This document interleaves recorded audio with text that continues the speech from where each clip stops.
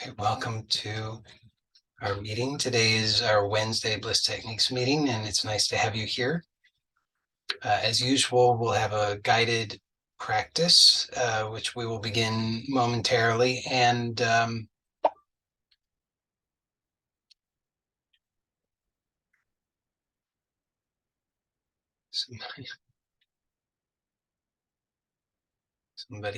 somebody lost the link to the meeting and they're messaging, but oh well. So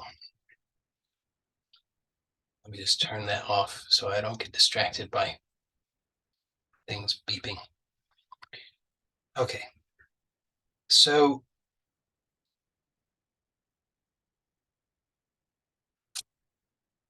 yesterday, for those who were able to attend, you'll recall that we explored in some detail and at a relatively subtle level, red light and green light movement patterns. And to those who shared your experience, give feedback on that. Thank you. That's helpful. Very happy to hear of the positive experiences. So that's good. We're going to explore that again today, and based on feedback, I'll add in some other guidance that I think can be helpful for those at all levels. So some people are more attuned to the subtler and so get more benefit from the subtle, and some people are less so, and so they need some slightly less subtle cues. So we'll kind of try to cover all of that, and as well, enough on that. We'll also probably, as long as there's enough time for it, we're going to explore also side moving of the spine as well. For that, I should have mentioned this in the messenger group in advance, but I didn't. So now I'm telling you, some paperback books would be excellent. So if you have some available, that would be great. This is to support the head when you're in side lying posture. So something that you can place under the head. The paperback books are a good option because they are relatively soft but firm, and you can stack them so you can get the right height, because ideally you want something that's the right height, not other than that. Because if it's if it's too high, then your head's this way, and if it's too low, it's the other way. So you kind of want to have it be able to vary the height of the stack. So handful of paperback books would be great. You're also going to want as usual, some space where you can lie down. If you can, the usual guidelines apply there. So something comfortable, as firm as is reasonable, not too hot, not too cold, Goldilocks, think Goldilocks. So hopefully that's clear. To those who just joined, we suggested that some paperback books will be a helpful prop for today. So get yourself a handful of paperback books.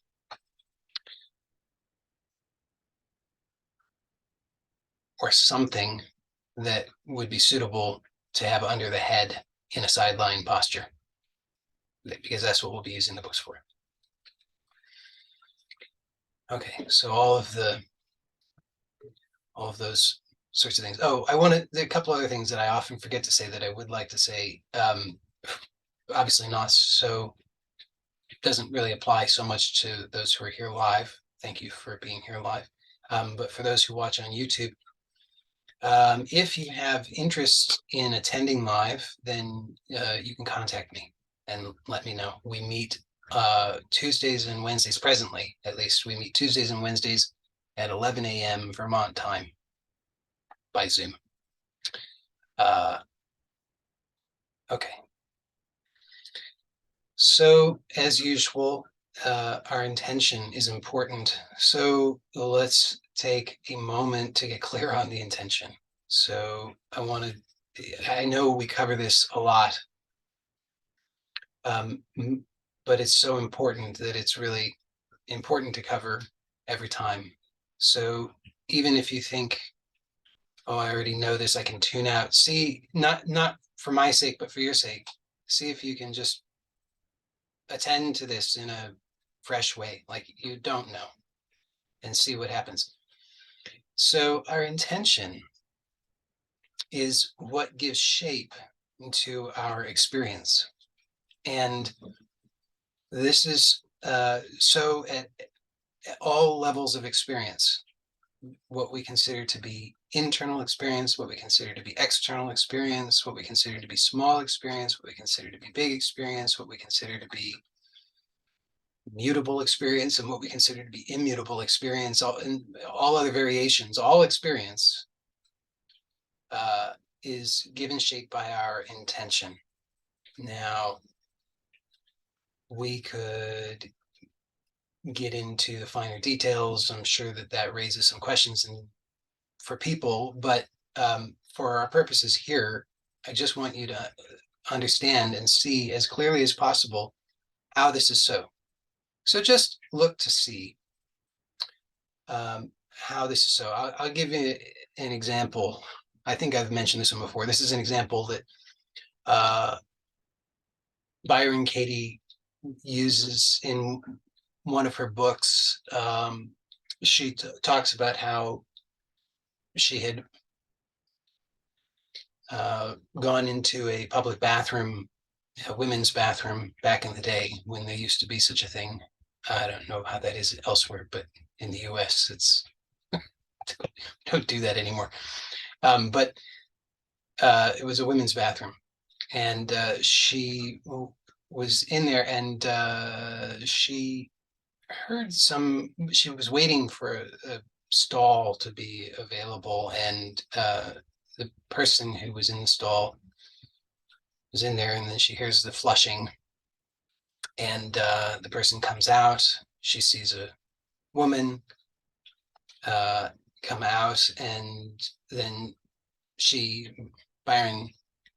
Katie goes in, and she sees splatters, liquid splatters on the seat.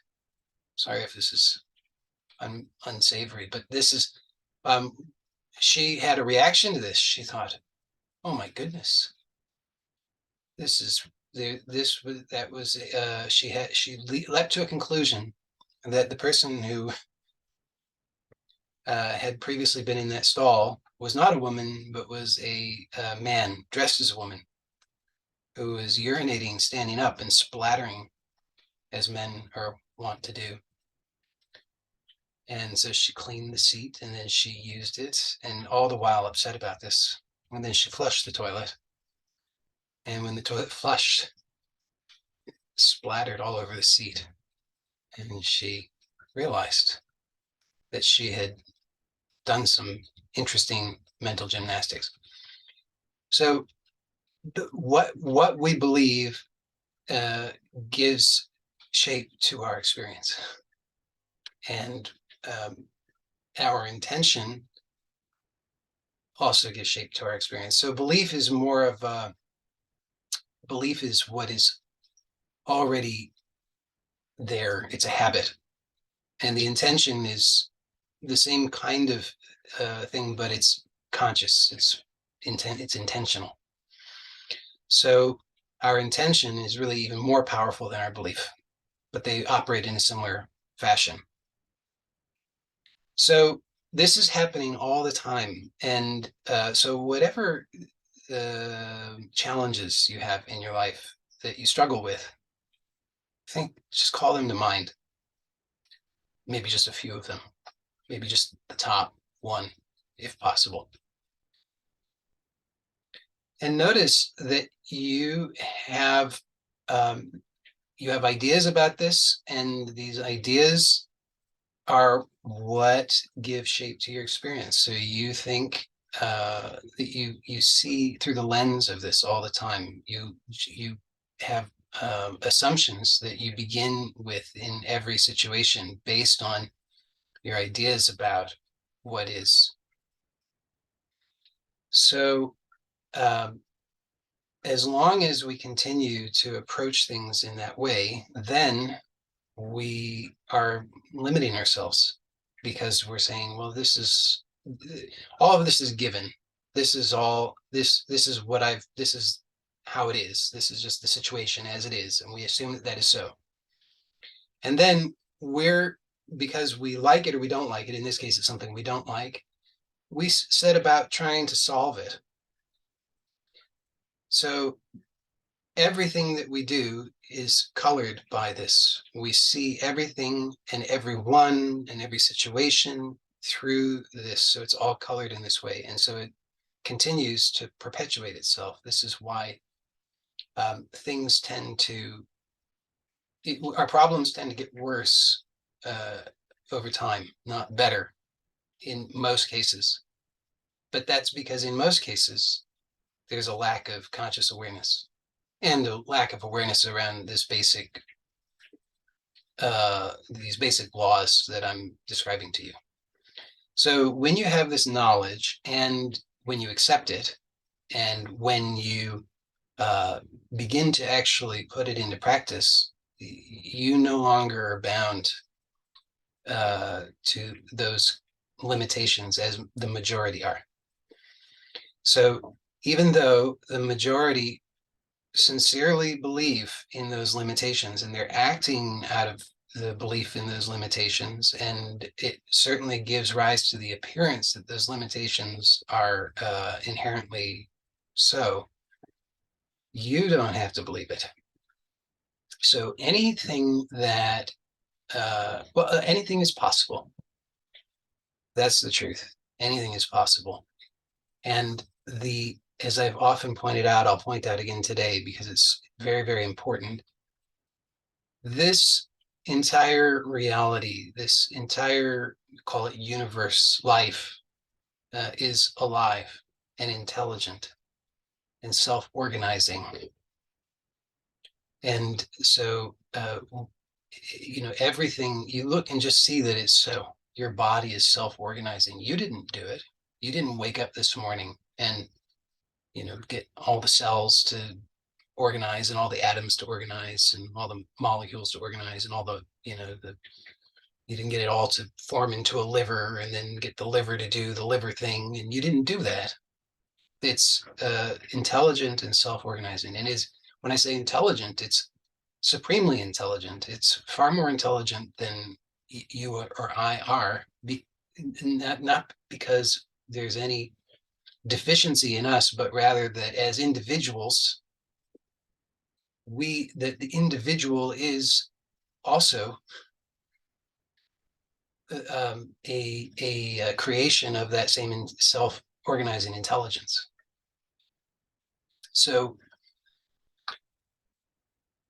you have you are one with that. We are all one with that. We don't we don't trying to think how to phrase this. There are many levels from which we can perceive this, and each level that we perceive it from, we would describe it in a different way. So the way that I'm describing it presently is one way. It's not the only way, but it is one way based on one level, but it's a helpful level for most of us to begin to look from.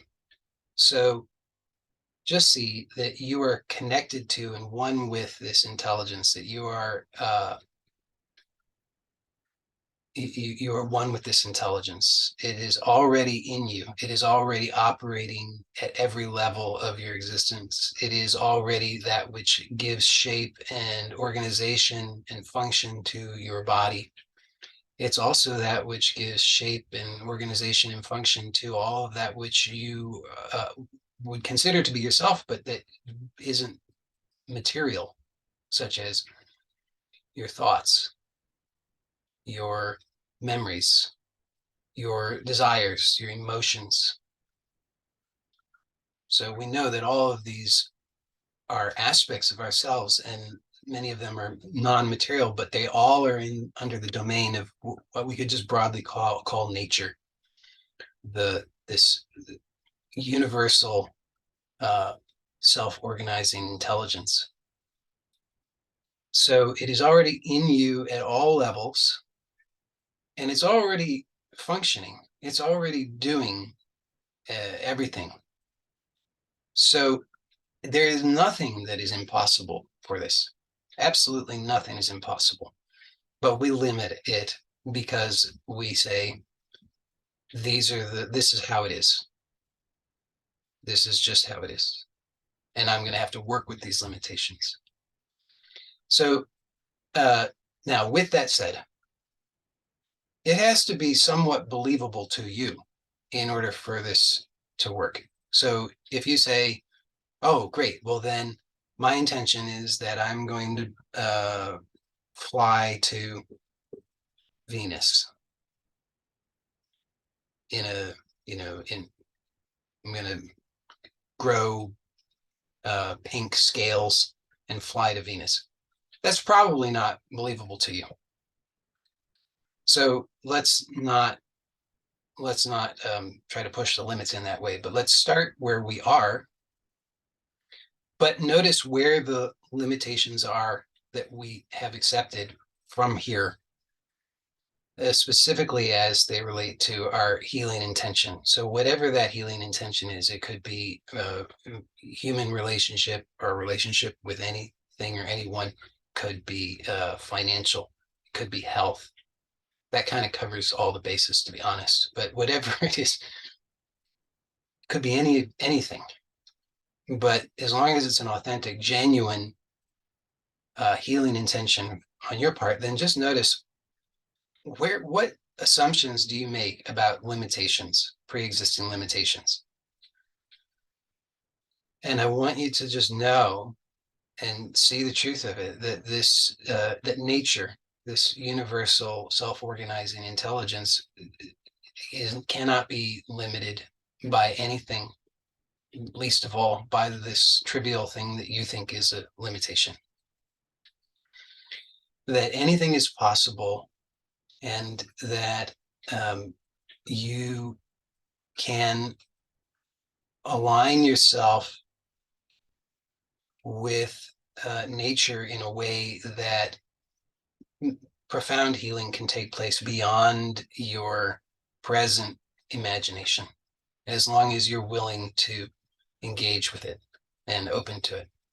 Okay, so hopefully that is helpful and makes sense to you. So get clear on your healing intention, because we're going to be cultivating this healing energy, and then we want to direct it so that it can give shape to our experience in a way that is going to be most helpful to us. Now, with all that said, if you still are thinking, I don't know, I'm not sure what my intention should be, then you can just have a general intention, just that whatever is best, whatever will support the very best experience, the very greatest experience, that the healing energy can be directed toward that. Okay, so that's like a catch-all. If you don't know, then you can direct it at that. So find, if you haven't already, find a comfortable posture. Actually, let's just go directly to lying down. So let's lie down on the back. And if it's not comfortable for you to lie down on the back, then you may do this from another posture. For most people, it's going to be easiest lying down on the back. So you're going to lie down on the back with your knees bent, so that your knees will be in the direction of the ceiling or the sky, and your feet are going to be on the floor or whatever you're lying on, somewhat near to the buttocks. So as we've been doing, as I often instruct, so a comfortable posture, lying on the back, knees bent, feet on the floor near to the buttocks, not too close, not too far, not too wide, not too narrow. Goldilocks. Okay. So, and as I pointed out yesterday, the chances that you're going to just arrive at that right away, that you're going to arrive at this posture and just, right into it where you feel like, wow, I'm so aligned, so supported, so everything's so perfect. That's pretty slim. But you want to get close-ish, as close as you can get without taking all day. In fact, preferably taking less than a minute. So get as close as you can to something that feels pretty good, and then accept that this is your starting point and make a commitment. Because if you're fussing and fiddling and you can't get somewhat still, then it's going to be a lot more challenging to let yourself relax. So a lot of that fidgeting and fussing and can't quite get comfortable kind of thing is, in Hannah's language, it's sensory motor amnesia.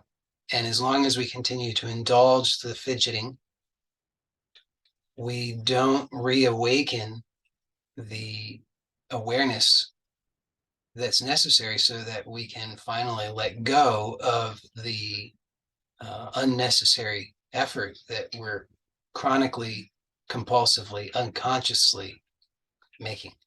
So just make a commitment, find something that's good enough, and then just stay there. But stay here in a way that is gentle, because you could do it in a very rigid way, in a very not so nice way, or you could do it in a gentle way. So gentle doesn't mean we're just flopping all around. No, you've made a commitment. You're here. So keep your feet where they are. Feel the feet connected and grounded. And here's a simple exercise that you can do, which is just a visualization. Visualize, and you've already guessed what it is, just visualize roots going down from your feet into the ground. And really, you don't have to be a great visualizer. You don't have to actually see it in your mind's eye, but just that's the general image. And you want to direct your attention to sensing that in your feet, sensing that your feet have roots that connect them into the earth. So just do your best to play along with that and really feel how that is so, how your feet become more grounded, how you don't have to work so hard to keep them there, but they can actually be rooted. And because your feet have roots, you can allow the bottoms of the feet, the soles of the feet, to really spread out and relax so that they can really establish that connection. And you can let the toes relax and spread. And similar to the exercise we did with making the finger grow longer, you can do the same thing here as you're breathing through the nose. When you inhale with the intention that all of the joints open. And particularly, you can start by directing your attention to the feet. So the toes, all of the bones in the feet, all the joints open. And as you exhale, the joints continue to gently open. So as you inhale, it's like the energy is moving into the joints, the healing energy is moving into the joints and gently opening them. And as you exhale, it's like that energy in the joints just gently continues to softly expand, allowing greater flow of healing energy into all of the joints. So you're noticing that with every breath, your feet are becoming more and more grounded, relaxed, supple, rooted. You can notice the same in the ankles, in the knees, and in the hips. So simple exercise, but very, very powerful. And for those who participated, had the experience, you know that it really works because you literally can make your fingers grow longer. So the same happens everywhere. You just direct the intention, connect it with the breath. It's very powerful. It's not essential, but connecting it with the breath empowers it. So now, let's bring our attention to the spine and do the same here. So just for a few breaths, and let the breaths be relaxed and natural. They don't have to be, in fact, they shouldn't be big breaths. It's not a contest to see who can breathe the most or the fastest or who can make their eyes pop out of their heads the most or anything like that. Let everything be relaxed.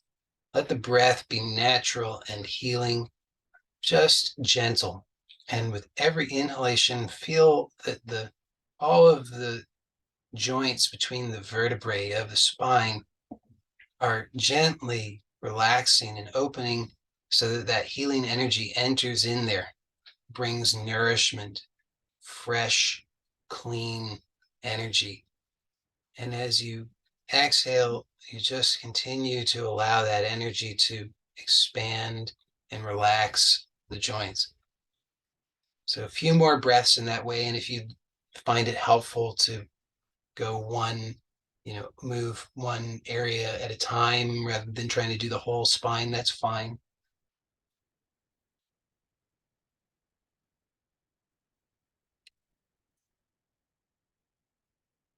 Okay, and then be aware of the entire length of the spine. So bring your attention to the tailbone. So having an inner clarity of our bones is very powerful. So just a simple exercise of just directing your attention is in and of itself very healing. So you're just noticing the tailbone. And when you direct your attention there, just also, well, there in Qigong it said that the intention directs the qi. So you can just notice that it's actually so. When you just direct your attention to the tailbone, notice that the healing energy goes there. So you can actually start to feel that the tailbone begins to be enlivened, nourished, healed, bathed in this healing, fresh energy. Then just at your own pace, but not too slow, start to move your attention up the spine. Just noticing that as you bring your attention to each point up the spine, that it directs the healing energy so that you can feel literally the healing taking place. Now, of course, that has to be your intention. So if you notice a resistance to that intention or some kind of sabotage to that intention, maybe you have that intention, but then you sabotage it. Just be aware of that and see that you can choose otherwise, that you don't have to be stuck.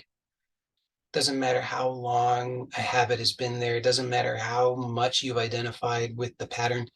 Right now is new, and you can be free and you can receive the total healing now. So just choose to accept the truth of it, that you can receive that healing just by directing your intention, and then feel it.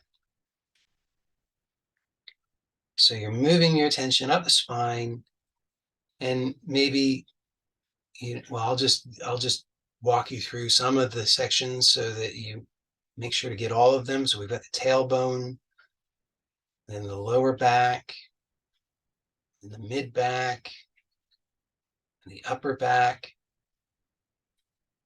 and the lower portion of the neck, and the mid portion of the neck, and the upper portion of the neck, and then the connection with the skull itself. So now we will use a simple visualization exercise to bring even more healing to the spine, similar to what we did yesterday, and then we'll see that we can also expand on it for those who would like, or we'll give some other variations that may be helpful. So we'll start with the green light pattern, which is a pattern of extension. So that means the pattern in which the spine arches. So visualize your spine. And again, you don't have to be a great visualizer, so don't worry whether you're doing it well enough because you think, oh, I'm not able to see it clearly in my mind's eye. That doesn't matter. I'm just using the word visualization here for, we could say imagine, or just intend. Okay, but visualize your spine, and you maybe have seen a picture or a representation of a spine at some point. So you might know that they have processes on the back of each vertebrae. And those processes, they kind of protrude, and that's where the muscles attach. So just notice that the spine has, each vertebrae has this protrusion on the backside.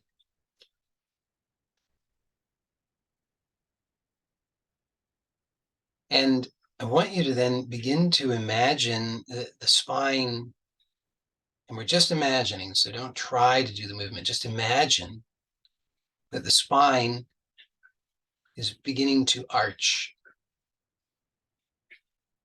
So if the spine is lying on the ground or on the floor, then the tailbone will remain in contact, but then other portions are going to be lifting away from the floor. And of course, the entire spine goes all the way up, right up to the top vertebrae just below the skull. So you could include that in your visualization. That might be helpful. And remember that the supreme intelligence exists in you. So if you think, oh, I don't know how to do it right, and don't worry about it. Just trust that there is an intelligence in you that knows the perfect way. So just open to that. Just open to the perfect arching of the spine. And then you might notice that you can feel that actually. So whether or not your back is actually arching, you can feel the energy or the action of that.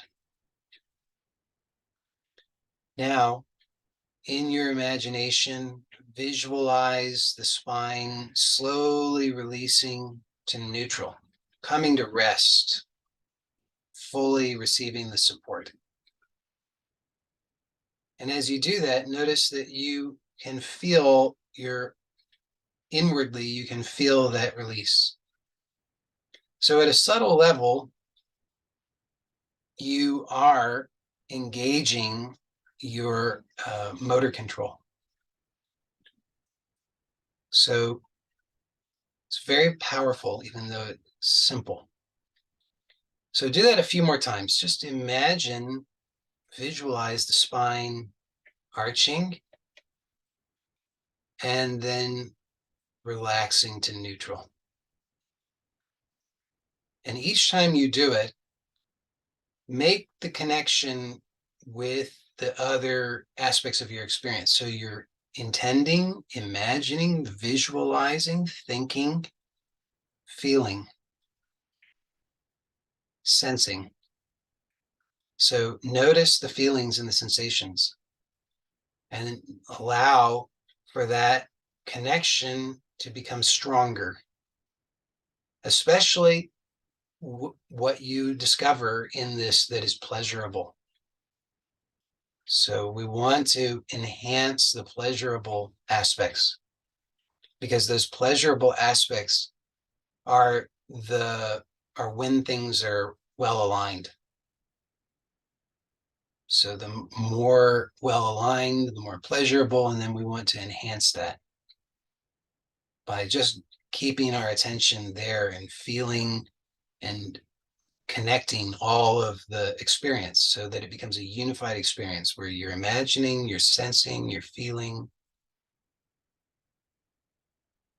as you're just simple exercise, just imagining the spine arching and then imagining the spine releasing and relaxing. Breathing through the nose, if possible. Relaxed breathing.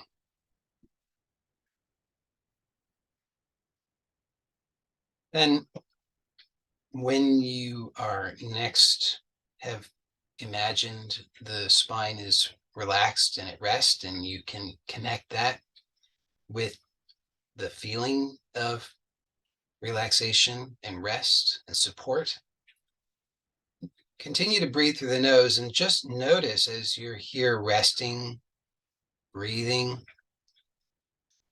that you have more awareness now of the spine and how to rest. So I point this out because sometimes when we have, oftentimes even, when we have more awareness, what happens is that starts to get filtered through our habitual patterns of interpretation. So if you have more perception, more awareness, then maybe your brain, if you're in the habit of perceiving negativity, maybe your brain starts to interpret it as negative. So I'm not saying that has to happen, but that can happen. So we want to, this is very important because we want to start to reprogram that this is restful, this is relaxation, this is healing, this is good, that it's safe. So just notice that this is all true. You're here right now. It's safe, I hope. You are taking this time with an intention, with a healing intention, so you can let yourself rest. So whatever experiences are happening, whatever energy is moving, whatever is occurring, it's safe for you to relax and let go. It's safe for you to allow the healing. So just continue to allow that for a few more breaths, just breathing through the nose. And let everything be soft. Let the face be soft. Let the eyes relax. Let the tongue relax. Let the throat relax. And notice all the sensations. And maybe you notice these tiny little compulsions to contract something, to squeeze something, to move somehow, and just keep letting it relax. With each breath, you can, again, if you find it helpful, you can come back to this inhalation and exhalation, or just gently opening, nourishing the joints. So now we'll explore the red light in the same way.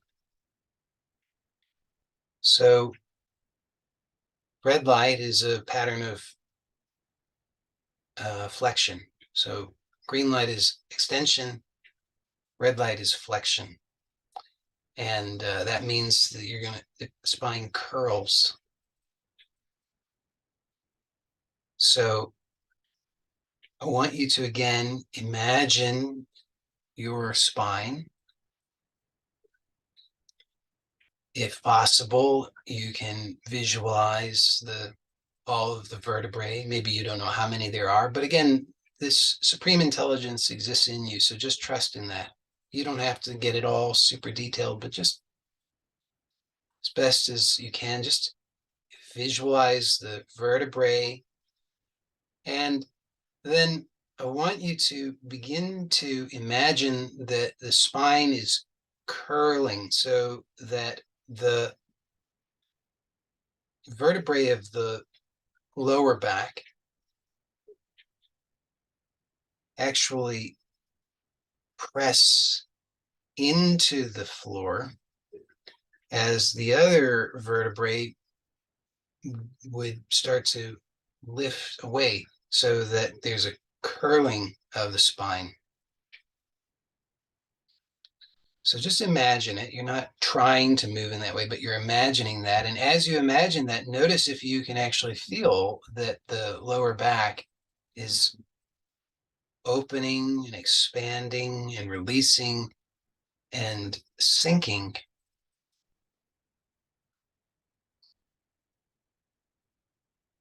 And then imagine that the spine is releasing and relaxing to neutral, resting.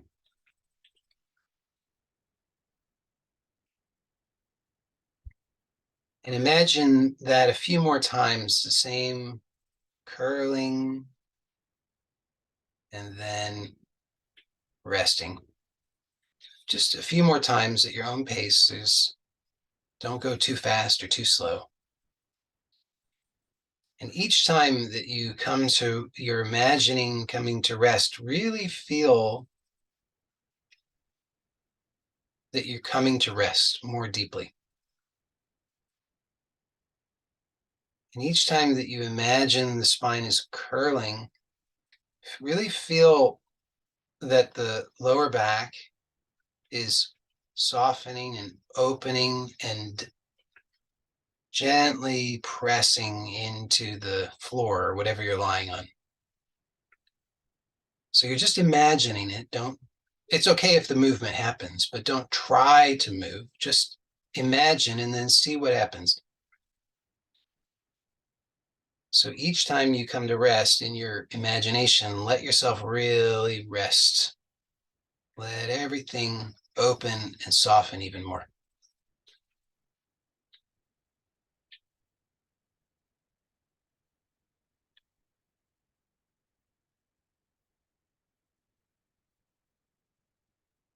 Okay. And then when you next come to rest, just take a few more breaths, natural, relaxed breaths through the nose.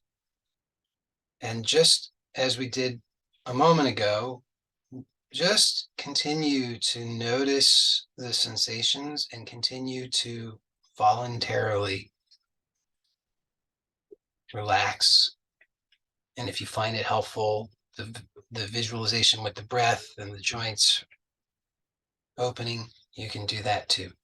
But we just want to reinforce this truly open, relaxed, natural, aligned state.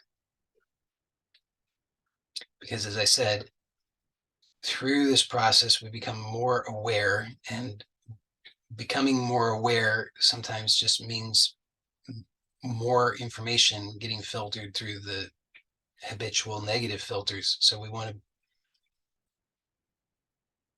not have that happen. Instead, we want to really clearly direct all of everything into this new natural pattern, healthy pattern of safety, trust, strength, resilience, suppleness.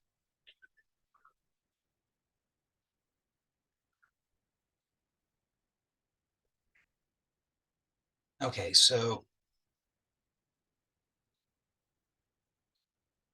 we're going to now, I had in mind that we would do a little bit more with those, but we won't in the interest of being able to do some of the sideline exploration.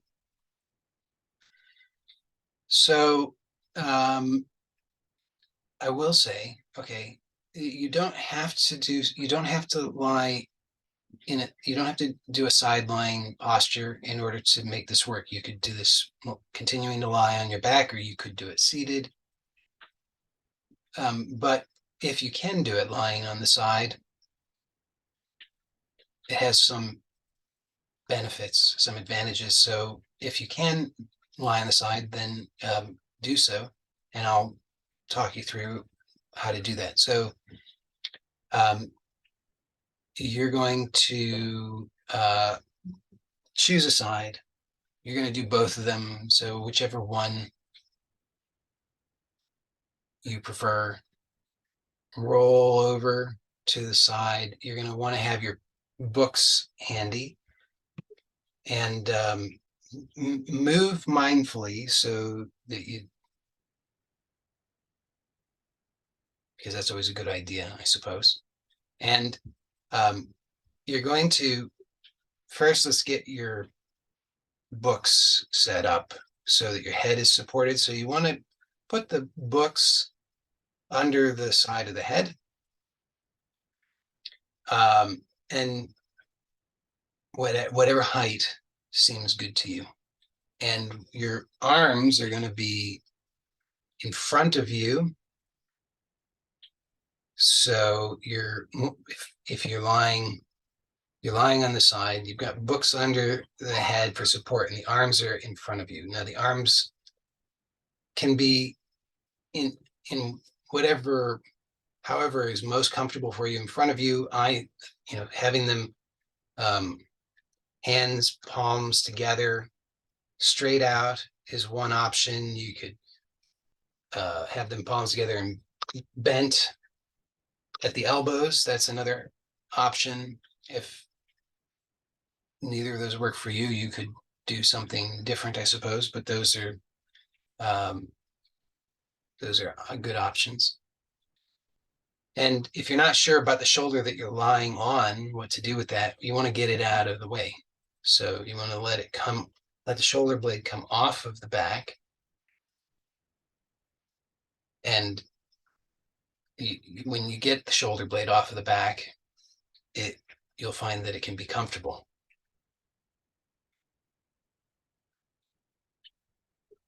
Okay, and then the legs, for most people at least, you're going to want to bend the hips 90 degrees and knees 90 degrees, stack the legs on top of one another.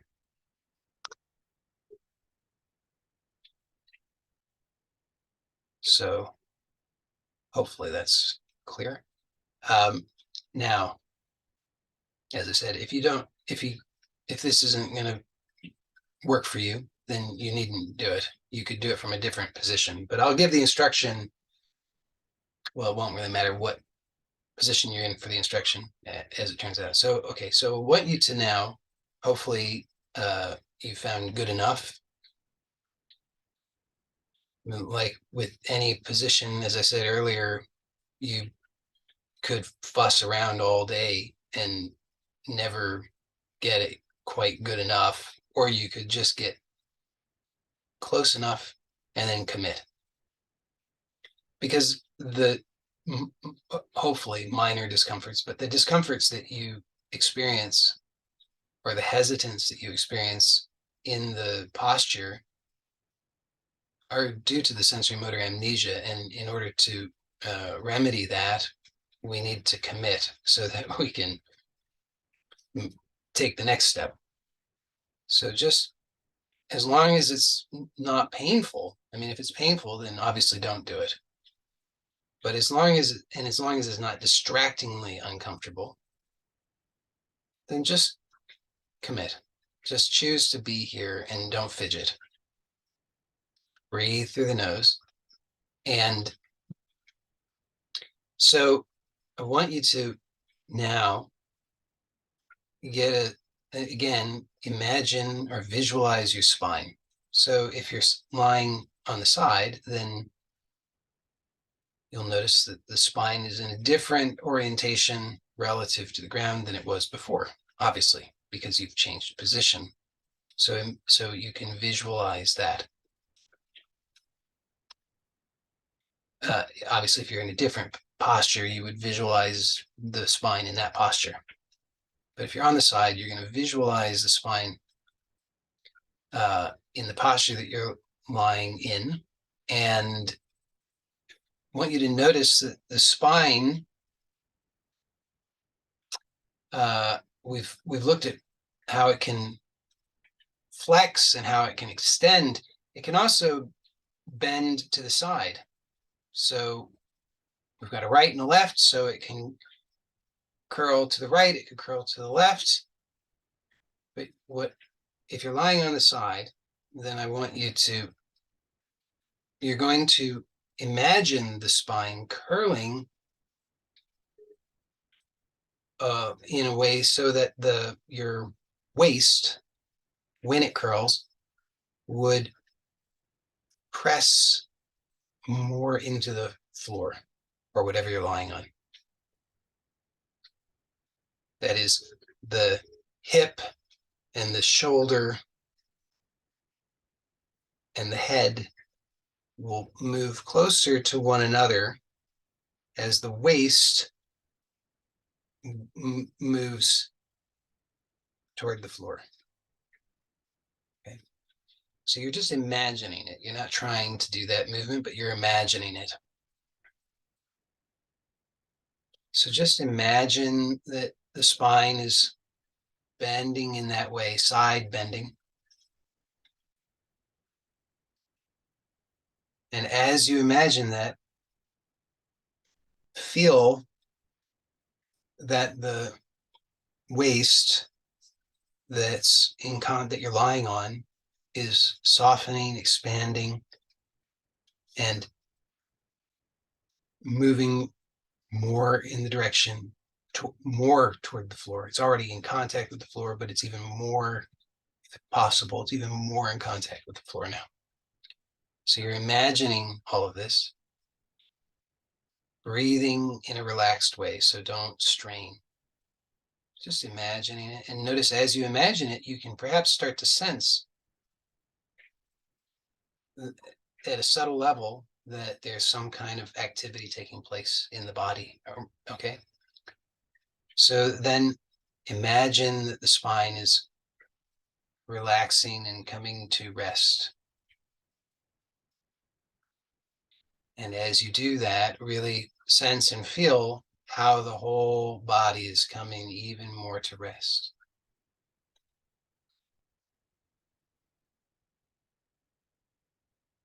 So for those who are lying on the side, that means particularly you will notice the side that's up, like the side that's toward the ceiling or sky, that side in particular is going to relax as you come to rest, because when you imagine, and again, imagine, do it several times, imagine that the spine is bending, side bending.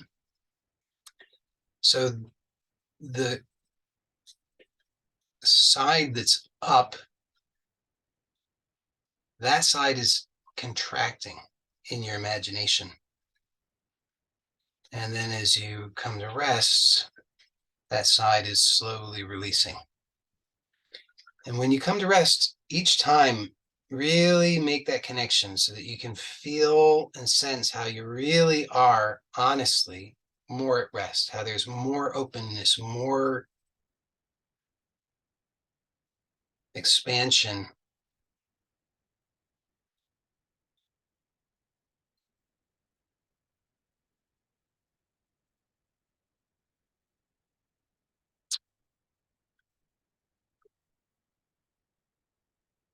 And then when you next come to rest, stay here for a few more breaths. And with each breath,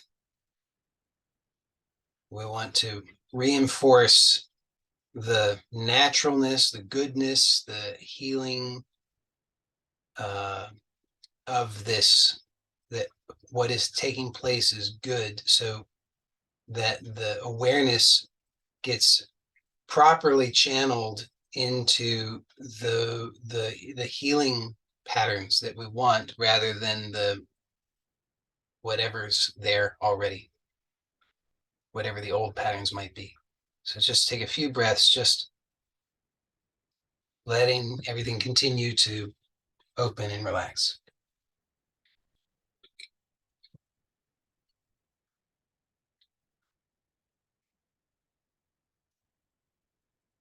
And then when you are ready, or if you are ready, then you can slowly roll over to the other side, and we'll repeat on this other side. So I'll give you just a moment to mindfully make your way to the other side. So if you were lying on the right side, you'll lie on the left side. If you're lying on the left side, you'll lie on the right side. If you're not lying on the side, then you don't need to change sides.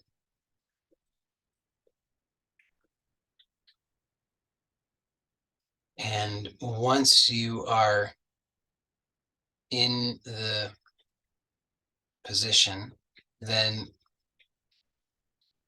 just as we've done, get to a good enough, doesn't have to be absolutely perfect, and then just commit. So really allow yourself to be very restful. Don't fidget. Breathing through the nose, and visualize your spine. And notice that as you're visualizing your spine, of course, now if you're on the side, it's oriented on the other side. And so we're going to now imagine curling the spine so that the waist that you're lying on, you imagine that is opening and expanding and pressing into the floor as the spine curls to the side bending.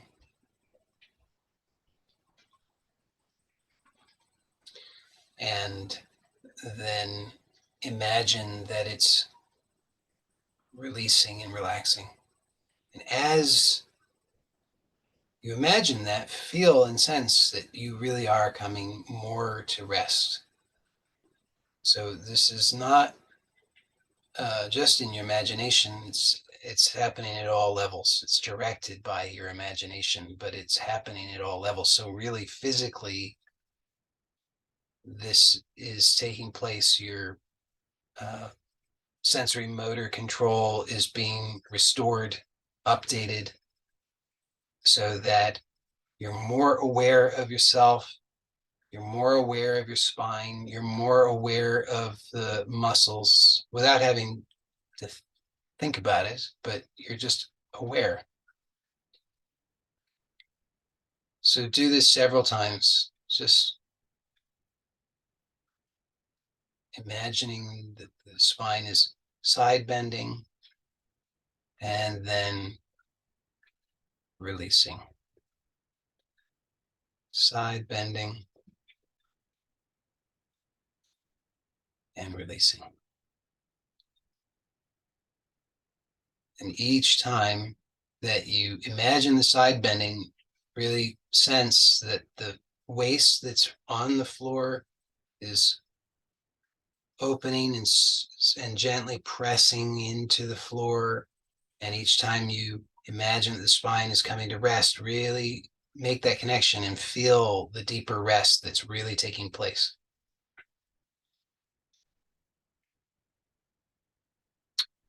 So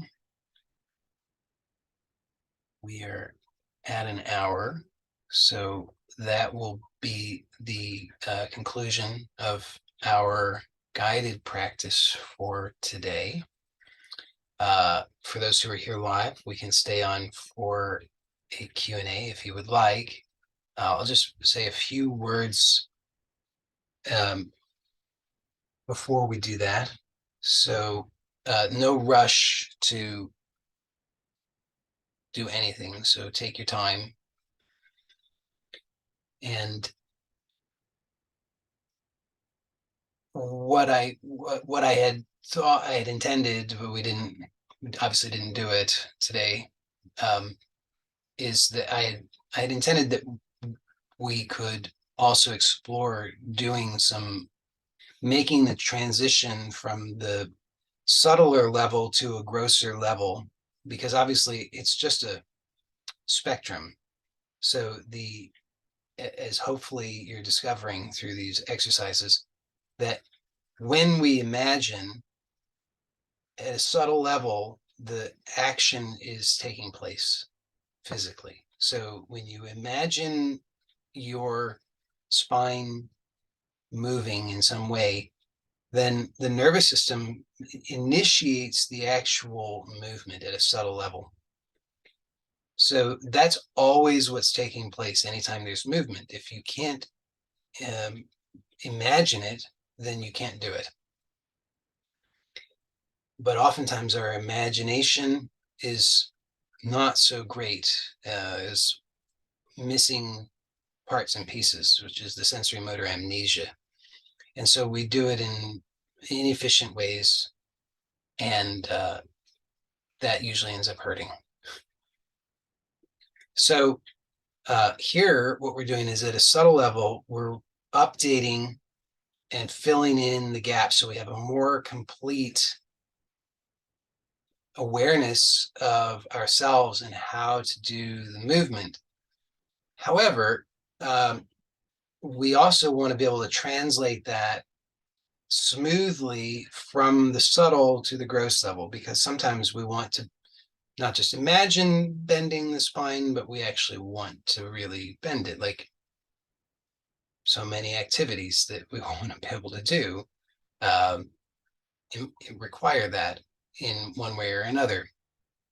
And so I'll just give the general instruction today, which you can experiment with for yourselves on your own when you're practicing, if you would like, and then at another time we'll also do it together. But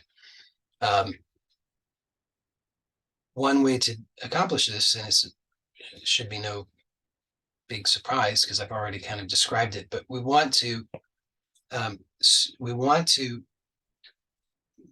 be able to have efficiency at being able to make that movement from subtle to gross. So, for example, I'll just, because you can see my hand, if you so wished, I'll use my hand as an example. So I could visualize my hand, and I could visualize my hand making a fist. So as I'm visualizing my hand making a fist, and you could do this along with me if you wanted, you needn't, but you could. As I visualize my hand making a fist, at a subtle level, all the motor actions that are involved in doing that are activated. So I can actually feel the energy in on this side on the palm side of my hand, because that's how that action takes place. Is a contraction on the palm side is what forms the fist. So I have an open palm, but I can visualize the making a fist. And when I visualize that, I can start to sense the energy. But obviously, my hand is still an open palm. So then I want to begin to transition to so that that energy actually starts to move the hand. So I just think how to describe this. I just continue to do the same, but allowing or playing along so that the hand really starts to move. Now, as I'm doing this, I notice that there's some clunkiness to it. So I can repeat that. I can open,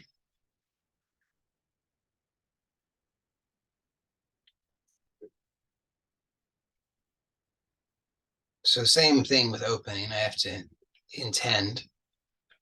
And then I can repeat the same process, visualizing and playing along so that it begins to close into a fist. And this time it's a little smoother. Obviously, I'm not going all the way to making the fist because then we'd be here a really long time at this pace, but can just repeat that slowly as many times as I would like. And each time that I do it I have to be really present to the experience. If I zone out and it becomes mechanical, it's not worth doing. But as long as I can maintain the attention, I can continue to repeat this and it will get smoother and smoother. So we can do that with the movement of the spine.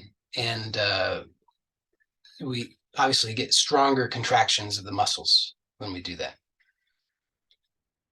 As soon as I say that, though, then you start thinking, it puts the image of like abdominal crunches into your mind. And that's probably an excessively strong contraction because it's most people, when they're doing activities, they exert more energy than is required. They have stronger muscular contractions than is required for the activity.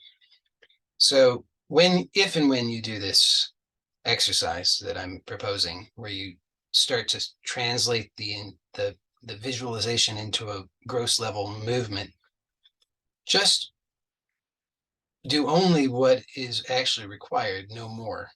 Don't make an excessively strong muscular contraction just because you can or because that's what you're in the habit of doing. Just slowly allow the intention and the visualization to translate into grosser level movement, and you'll start to feel that the movement is happening. And it doesn't have to be an enormously large movement. It could be small, but that's the general idea. So I hope that gives you something to work with. And if you don't wish to, you needn't. But for those who are interested, because as I said, sometimes people need a slightly more gross level experience of it to really make it complete. So I think I've said all that I need to say about that. The last thing I'll say before we switch over to the Q&A is just also take time each day to allow yourself just to soak in the healing energy. So the more that you do these kinds of exercises, the more attuned you are to the healing energy, and you'll start to notice that you can become aware of it much more easily without having to take so much time. So just whenever you would like, and hopefully several times a day, just pause and just notice the healing energy. Let yourself breathe through the nose. Let the breath be relaxed and just feel that healing energy and allow for yourself to be light and buoyant and this will be very wonderful, and it can help you with all things. So now I'll end this recording. So let me do that.